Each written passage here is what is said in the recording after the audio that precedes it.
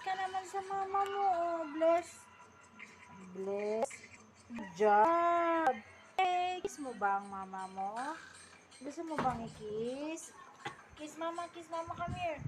Kiss mama, come here. Kiss, kiss, kiss, kiss. Kiss mama, kiss, kiss, kiss, kiss, kiss.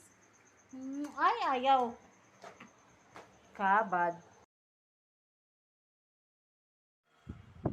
Ayan, plakta ang batang makulit.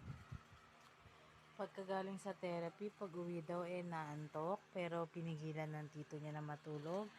Kasi alam na namin ang mangyayari, late magigising ng gabi, at tapos late din matutulog. Sobrang late actually, madaling araw na siya tutulog pag natutulog siya ng late na hapon, at magising siya ng gabi na rin. Kaya ayun, mag-desisyon ng kanyang tito na huwag na siyang patulugin. Ayan, ngayon, tulog na siya. Napakaaga pa. Pero ayun nga, siya ay tulog na.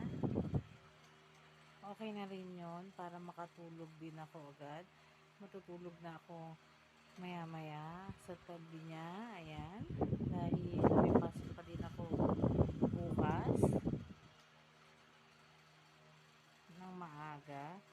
Iiwan ko na naman siya bukas. Pero panigurado mas maaga ito magigising kaysa sa akin. Ito na ang magigising sa akin bukas.